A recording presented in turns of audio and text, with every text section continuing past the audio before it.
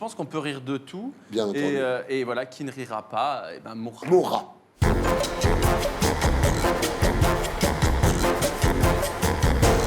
Jarry, bonsoir.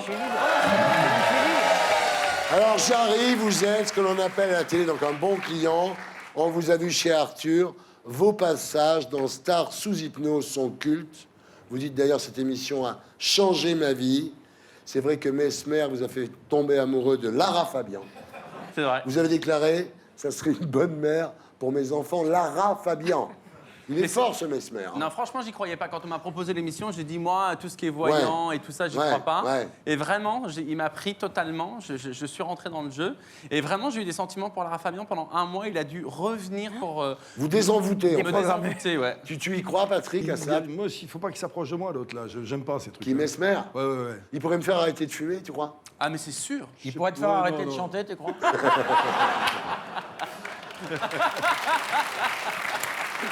Non, mais j'ai vu l'état dans lequel tu étais. Ouais. Tu mets du temps à atterrir, quand même. Je suis J'ai pas hyper envie comme Ah ouais. Je suis hyper rentre dans ma sensible. tête. Lara Fabian. Bah, elle est hyper jolie, Lara Attends. Fabian. Ah Elle est non, je dis légèrement- pas qu'elle est pas jolie, mais vous, Lara Fabian, bon. Attends. Bah, pourquoi pas, Thierry. j'ai goûté. Tu vois, c'est comme Palmade. Véronique Sanson, c'est... Non, mais j'ai connu les femmes, hein. Bah, je suis curieux, j'ai pas voulu. Je te rappelle que la famille ne compte pas. Hein.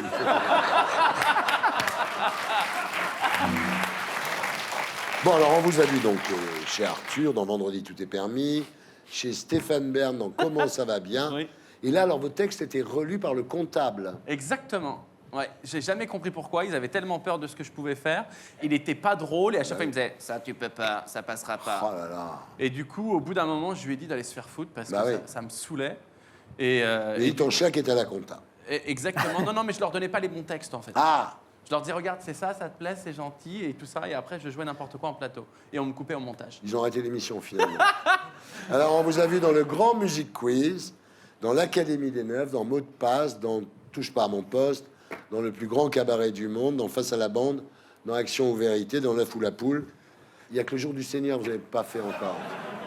Pourtant, j'étais enfant de cœur 3 ans et je me suis fait virer de l'église parce que je chantais Étienne sur l'autel. Ah, C'est pas passé. vous êtes là maintenant dans Solitaire. On en profite pour vous dire que vous avez un vrai métier. Et vous serez donc sur la scène de Bobino avec votre spectacle atypique à partir du 19 décembre. Plus tournée, plus DVD. Oui. Voilà. Hein. En fait, vous êtes tout le temps en spectacle, même quand vous êtes tout seul. Ah, mais moi, je m'ennuie jamais. Oui, c'est ça. Mais ouais, parce que depuis que je suis tout petit, j'ai toujours été seul, donc je me suis inventé des trucs. Voilà. Là, normalement, ma fille, t'es censée me défoncer. Après l'émission. Mais non, mais moi, j'avais 3 frères qui étaient très différents de moi, qui étaient passionnés par le foot, la chasse et tout. Ouais. Et moi, j'étais dans ma chambre et je jouais Sissi l'impératrice avec ma couette. Ouais. Et je m'entraînais à mourir devant la glace. Ouais.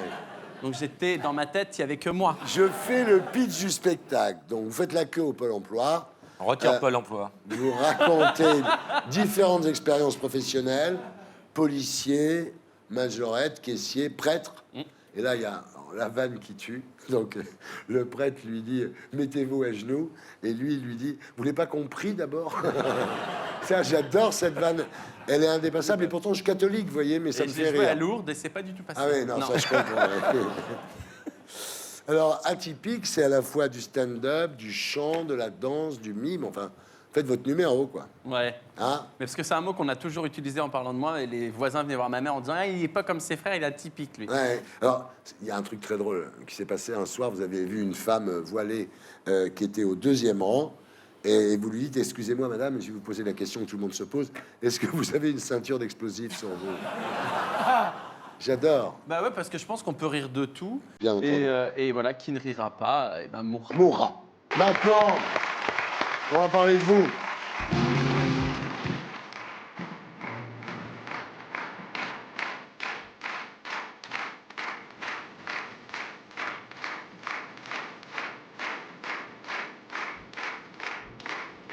Vous venez de Rabelais sur Lyon. C'est danger. Ouais, un tout petit village de 600 habitants. Voilà. Vous êtes né prématurément, Ouais. le 5 août 1977, suite à un accident de voiture. Ouais, ma mère est sortie de la voiture et le mec en face lui a dit tais-toi grosse vache. Ouais, Et là, je me suis vénère à l'intérieur. et voilà. Et voilà. Je me suis dit laisse-moi passer. Et voilà. Et vous êtes né.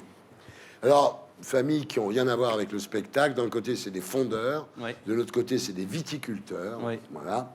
Ambiance plutôt chasse, pêche, tradition chez vous. hein. Ouais, bien. Ouais. On est des bonhommes, quoi. Ouais. Vous êtes tellement différents de votre famille que vous demandez si vous n'avez pas été échangé à la naissance, en fait. Ah, mais ouais, j'ai même fait des recherches. Ouais, J'ai pensé pendant des années que j'avais été adopté, parce que je me disais, c'est pas possible. ouais, Il y a un truc à un moment donné ouais. qui fait que pendant que mes frères vont à la chasse, moi je vais vendre des œufs sur le marché Ouais. pour m'acheter une Barbie. Il y a un truc. Même mes frères, mes frères me disaient, franchement, t'es chelou. Et moi je savais pas ce qu'il y avait à l'intérieur. Oui. Et après, Enfin, tu l'as su. Pas toujours. Alors, j'imagine que vous n'avez jamais eu à faire de coming out quand vous avez approché vos parents et vous ont dit « oui, on sait ». Ah non. Ah Non, parce qu'en plus, mon père disait tout le temps à table, si un jour j'ai un de mes fils pédé, je lui mets une cartouche. Putain, ah ouais. Ah, comme quoi il était gay, friendly. Mais même moi, je ne le savais pas. Ah bon. Moi, j'ai régulièrement fait l'amour à des femmes. J'étais pas convaincu par le projet, mais je me suis entêté jusqu'à 24 ans. Et à 24 ans, j'ai couché avec le frère de la femme que je devais épouser. Ah mais c'est vrai, je crois que c'était un gag, ça. Non, moi. non, c'est vraiment vrai. Elle me dit, on devait se marier une semaine après, elle me dit, il y a mon frère qui est légionnaire qui peut venir à nos fiançailles. Je dis, bah écoute, il a qu'à rester dormir à la maison. Je me lève à 3 h du matin pour faire pipi, et bim.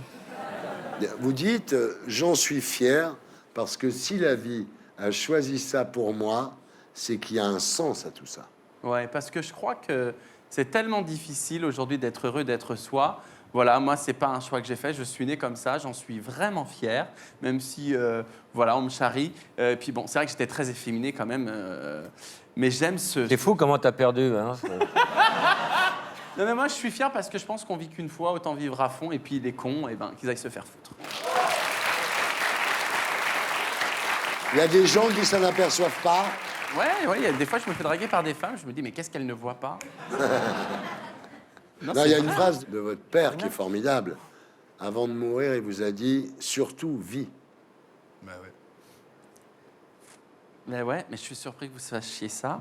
J'ai eu la chance d'accompagner mon papa jusqu'à la fin. Et comme c'était un homme avec qui je m'entendais pas du tout et qui a toujours dit, quand on appelait à la maison, j'ai pas de fils qui s'appelle Jarry, les dernières minutes de sa vie, il m'a dit, vraiment, ce mot, il m'a dit vie.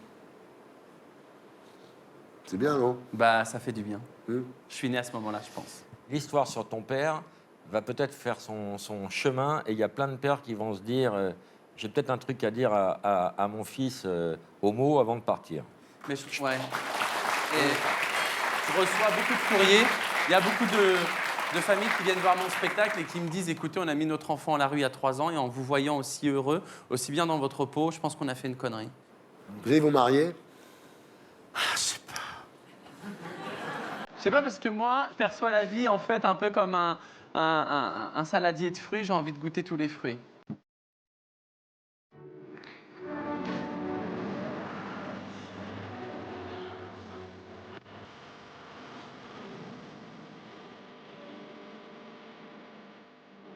Alors, comme je vous ai demandé ce soir de faire une petite critique après chaque interview, vous vous êtes trouvé comment, là? Je sais pas, je calcule pas. Je suis hyper impressionné parce que vraiment, Pierre Palmade, pour moi, c'est vraiment la reine-mère, c'est la référence. Ah La reine-mère. Non, mais vraiment, quand j'étais petit, je le voyais dans ma télé, je me disais, mais je me sens proche de ce monsieur. Et quand je l'ai rencontré pour la première fois, j'étais tout tremblant. Oui, pour d'autres raisons. Et pour être sûr de ne rien rater de Inarditube, abonnez-vous et mettez un pouce bleu.